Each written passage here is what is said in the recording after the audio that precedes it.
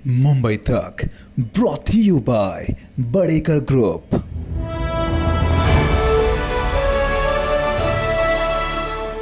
मी शेवटी या ठाण्यातला आहे।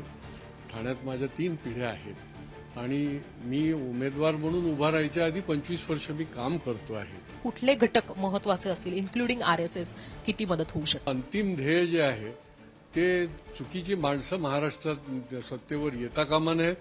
महायुतीचं सरकार, मोदीजींच्या विचाराचं सरकार, डबल इंजिन सरकार यायला पाहिजे। रिपाईच्या सर्व घटकांनी मला पाठिंबा दिलेला आहे आणि याचं कारण असं आहे की एकतर वस्त्यांमध्ये माझा खूप वर्ष संपर्क आहे। नमस्कार, मी हर्षदा। ठाणे शहर विधानसभा मतदारसंघाचे भाजपचे उमेदवार संजय केळकर जे यंदा निवडणुकीत आहे ते आमदारकीची हॅट्रिक करण्यासाठी आता आपल्या सोबत सुद्धा आहे। त्यांच्याकडनं वेगवेगळ्या मुद्द्यांवरनं जाणून घेणार आहोत। विशेष म्हणजे संजयजींशी बोलत असताना काही गोष्टी आपण आवर्जून लक्षात घेतल्या पाहिजेत। ते म्हणजे की शिवसेना म्हणजे ठाण्यातली शिवसेना किंवा आपण असं म्हणूयात की शिवसेनेच्या ठाण्यातल्या बालेकिल्ल्यात ज्यांनी शिवसेनेच्या विरोधात भाजपसाठी आवाज उठवलेला असे हे आमदार आहेत आणि त्यामुळे त्यांच्यावरची नाराजी ही शिवसेनेची मोठी आहे। तरी सुद्धा ते निवडणुकीच्या रिंगणात उतरलेले आहेत। तर याच दृष्टीनं आपण त्यांच्याशी चर्चा करणार आहोत। किती आणि कशा पद्धतीची त्यांची तयारी आहे आणि त्याचबरोबर शिवसेनेचं आव्हान त्यांना आजही वाटतंय का? शिवसेना त्यांना आव्हान देत आहे की ग्राउंडवर मदत करण्यासाठी शिवसेनेचे प्रयत्न आहेत? या सगळ्याबद्दल आपण त्यांच्याकडनं जाणून घेणार आहोत। सर, खरं तर पहिला प्रश्न असा आहे ते म्हणजे की मुख्यमंत्री एकनाथ शिंदे यांनी त्यांच्या कार्यकर्त्यांना असं सांगितलंय ते म्हणजे की तुम्ही बंडखोरांबद्दल चिंता अजिबात करू नका। महायुतीतल्या बंडखोरांबद्दल चिंता न करता कामाला लागा, महायुतीच्या नेत्यांसाठी कामाला लागा। तुमच्या दृष्टीनं किती मोठा आणि महत्वाचा मुद्दा आहे हा शिंदेंचं असं हे विधान? खरं म्हणजे हा अत्यंत महत्वाचा आहे आणि ज्या पद्धतीने आवाहन केलेलं आहे, खरं म्हणजे महायुतीची महाराष्ट्रामध्ये सत्ता येणं ही काळाची गरज आहे आणि त्यामुळे प्रत्येक मतदारसंघ, प्रत्येक महायुतीचा उमेदवार हा निवडून येणं आणि महाराष्ट्रामध्ये विकासाची गंगा जी आता सुरू आहे ती पुढे देखील ठामपणे डबल इंजिन सरकारच्या माध्यमातून चालू राहणं आणि त्यामुळे हे उचित आहे आणि आवश्यकही आहे आणि त्या पद्धतीने माननीय मुख्यमंत्र्यांनी जे आवाहन केलेलं आहे ते खूप फलदायी आहे आणि लोकांच्याही दृष्टीने आणि कार्यकर्त्यांच्या दृष्टीने महत्वाचं आहे। इथं म्हणजे ज्या पद्धतीनं तुम्ही लोकसभा निवडणुकीच्या वेळेस सुद्धा कशा पद्धतीनं ठाणे, कल्याण हे भाजपचे बालेकिल्ले आहेत, भाजपची आरएसएसची इथे ताकद आहे आणि हे मतदारसंघ जे आहेत ते भाजपला मिळायला हवे याच्यासाठी वारंवार आवाज उठवत राहिलात। अगदी आत्ताही विधानसभेच्या म्हणजे लोकसभा निवडणुकीचा निकाल लागल्यावरही तुम्ही या मुद्द्यावर ठाम होता। पण मग आता अशाही परिस्थितीमध्ये तुमची जेव्हा उमेदवारी जाहीर झाली तुमच्या नावाला विरोध झालेला आहे की आम्ही नाही म्हटलं तरी सुद्धा उमेदवारी दिली होती। पण शिवसैनिक ग्राउंडवर तुम्हाला मदत करतायत का? त्यांची मदत होते आहे का? नेते तुम्हाला मदत करतायत का? स्वतः एकनाथ शिंदे यांची मदत तुम्हाला सुरू आहे का? खरं म्हणजे शिंदे साहेबांची तर 100% मदत आहे आणि तळागाळातल्या शिवसैनिकापासून सर्व दूर सर्वांची मदत, त्यांचा पाठबळ, त्यांचा पाठिंबा हे 100% आहे। मागच्याही निवडणुकीमध्ये होता। लोकसभेचे जे आपण म्हणालात, शेवटी प्रत्येक पक्षाची भूमिका आणि प्रत्येक पक्ष आपल्याला कसं मिळावं हे मांडण्याचा प्रयत्न करत असतो। पण त्याचबरोबर ज्या वेळेला उमेदवारी जाहीर झाली आणि शिवसेनेकडे लोकसभा गेली तर जास्तीत जास्त काम करून जास्तीत जास्त मताने निवडून आणण्याचा चंग आणि प्रयत्न देखील आम्ही कार्यकर्त्यांनी केला आणि म्हणूनच या मतदारसंघामध्ये 48,000चा लीड हा लोकसभेला नरेश म्हस्के यांच्या रूपाने त्यांना मिळाला आणि त्याच्यामुळे हे आपापला पक्ष जो आहे तो मांडत असतो, परंतु आम्ही एकसंधपणे निवडणुकीला सामोरं जात असतो आणि म्हणूनच लोक आम्हाला पाठिंबा देतात आणि आमच्या पाठीशी उभे राहतात। 2014ची जी निवडणूक ज्यावेळेस तुम्ही पहिल्यांदा निवडणुकीच्या रिंगणात उतरलात, रवींद्र फाटकांचा 12,000 मतांनी तुम्ही पराभव केला। 2019ला सुद्धा निवडून आलात आणि आता 2024 आहे ज्यावेळेस आहेत राजन विचारे। हेच राजन विचारे 2009 मध्ये निवडून आले होते, 14 मध्ये ते लोकसभेच्या निवडणुकीसाठी गेले। त्यामुळे मग असं म्हटलं गेलं होतं की तुमचा विजय त्यामुळे निश्चित झाला किंवा तुमच्यात सुखर झाला विजय असं म्हटलं गेलं होतं। पण आता हेच राजन विचारे तुमच्या समोर निवडणुकीच्या रिंगणात आहेत आणि दुसरीकडे आहेत ते म्हणजे अविनाश जाधव जे मनसे मनसेचे आहेत. आव्हान कोणाचं अधिक वाटतं, की ह्या दोघांचं अजिबातच आव्हान नाहीये, आणि का नाही आव्हान वाटत किंवा का आव्हान वाटतं? नाही, मी खरं म्हणजे कुठल्याच उमेदवाराने समोरच्याचं आव्हान नाही असं समजू नये किंवा समोरच्या कुठल्याही उमेदवाराला हलक्यात घेऊ नये.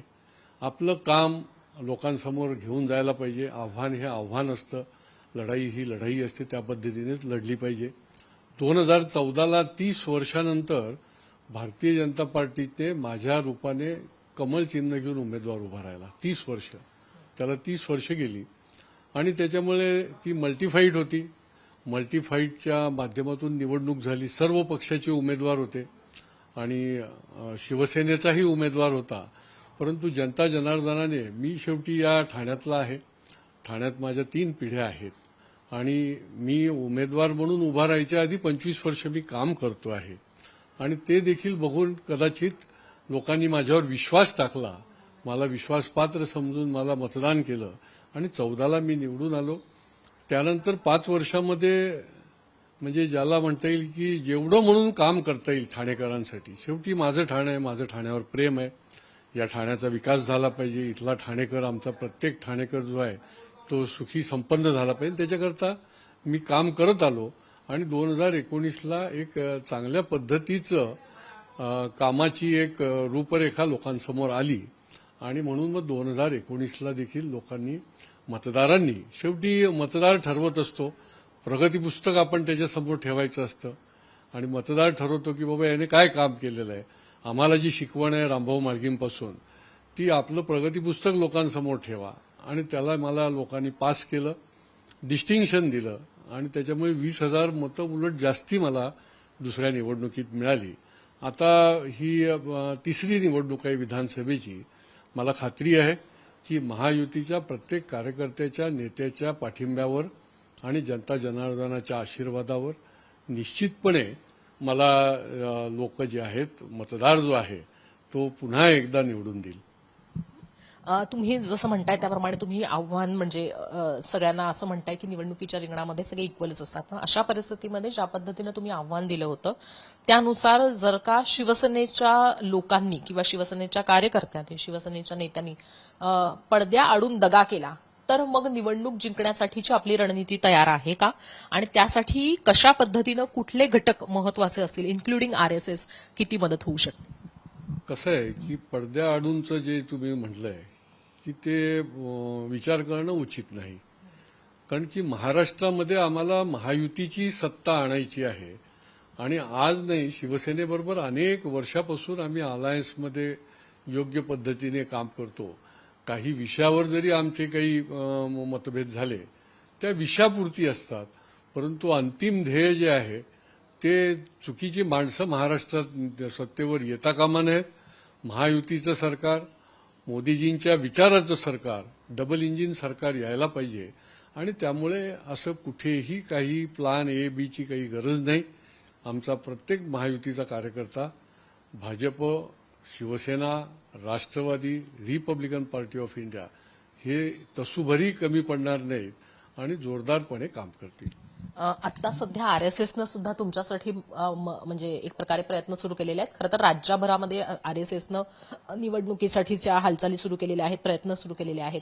विशेषत्वानं ठाण्यामध्ये तुम्हाला RSSची मदत किती मोठ्या प्रमाणावर होऊ शकते आणि तिथंच रिपाईनं सुद्धा काल तुम्हाला मदत जाहीर केलेली आहे, तुम्हाला पाठिंबा जाहीर केलेला आहे. अशा परिस्थितीमध्ये किती मोठी मदत या 2 घटकांची होऊ शकते?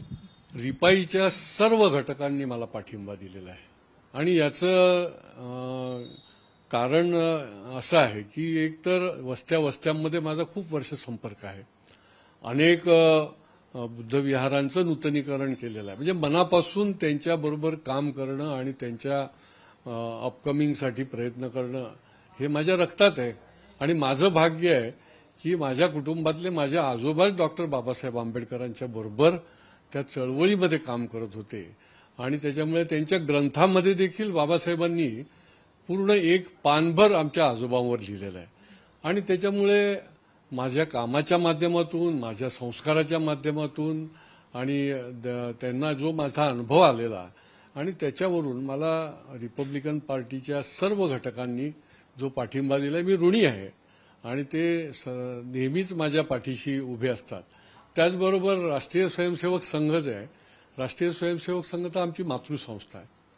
ते ज्याला म्हणता येईल व्यापक विचाराकरता मतदारांनी मतदान करावं अशा प्रकारची चळवळ चालवतात. ते एखाद्या उमेदवाराची चळवळ नाही तर विचाराची चळवळ चालवतात आणि त्याच्यामुळे निश्चितपणे या चळवळीचा देखील सर्व महाराष्ट्रभर तसंच ठाण्यामध्ये देखील निश्चितपणे उपयोग होईल. फडणवीसांना तुमचा उमेदवारी अर्ज दाखल करण्यासाठी यावं लागलं. त्याचं कारण असं म्हटलं जात होतं ते म्हणजे की तुमच्याबद्दल नाराजी जी आहे शिवसेनेची ती दूर व्हायला हवी आणि सगळ्यांनी एकत्रित पद्धतीनं काम करायला हवं म्हणून फडणवीस आले आणि त्यानंतर गोष्टी बदलतील अशी अपेक्षा होती. पण सध्या तुमच्या दृष्टीत समोरची आव्हानं तशी फारशी कमी झालेली नाहीयेत अशी चर्चा या मतदारसंघामध्ये आहे, राजकीय वर्तुळामध्ये आहे. प्रत्यक्ष ही आव्हानं सोपी झाली आहेत का? कोणामुळे झालेली आहे? शिंदेमुळे, फडणवीसांमुळे झालेली आहेत की एकंदरीतच तुमच्यासमोर अशा पद्धतीची कुठलीही आव्हानं नव्हती जरी कार्यकर्त्यांमध्ये शिवसेनेच्या नाराजी असली तरी सुद्धा आणि ज्या गोष्टी आहेत त्या स्मूथली ह्याच्या आधीपासूनच सुरू होत्या. फक्त फडणवीस येणं किंवा शिंदेचं विधान असणं हे एक फक्त त्याच्यावर जोड झालेली आहे. बघा की मी काही आज आलेला कार्यकर्ता नाही. धर्मवीर आनंद दिघे साहेब ज्यावेळेला जिल्हा प्रमुख होते त्यावेळेला या जिल्ह्याचा मी भाजपचा अध्यक्ष होतो आणि त्याच्यामुळे तळागाळामधल्या शिवसेनेच्या पासून सर्व कार्यकर्त्यांशी माझा अत्यंत घनिष्ठ संबंध आहे आणि त्यांच्या माझ्याबद्दलची भावना जी आहे ती निश्चितपणे चांगली आहे. म्हणजे नुकतंच ज्यावेळेला त्यांचे सर्वात ज्येष्ठ श्रेष्ठ उद्धवराव जगतापांनी त्यांचं वक्तव्य केलं ते इतकं बोलकं आहे आणि त्याच्यामुळे हे मीडियामधनं नाराजी अमुक तमुक ही शेवटी बातम्या जरी पसरवल्या जात असल्या तरी असं कुठलंही काही मला वाटत नाही. काही विषयांच्या पुरती शेवटी तुम्ही जनतेच्या हिताकरता विषय उचलायला लागतात आणि त्याच्यामध्ये समजा काही कोणी दुखवलं जात असेल तर ती काही नाराजी नसते आणि त्यामुळे मला असं वाटत नाही की असे काही झाले त्याच्यामुळे फडणवीस साहेब आले. शेवटी एक टाइम टेबल आहे. त्या टाइम टेबलच्या प्रमाणे ज्याला जेव्हा शक्य असतं आम्ही थोडा आग्रह केला की फॉर्म भरताना जर आपण आलं तर लोकांना त्या रॅलीमध्ये देखील कार्यकर्त्यांना एक चांगला संदेश पण मिळेल, उत्साह पण मिळेल आणि देवेंद्रजींनी ते मान्य करून ते रॅलीमध्ये आले. मला असं वाटतं की शेवटी हे शहर महायुतीचं आहे.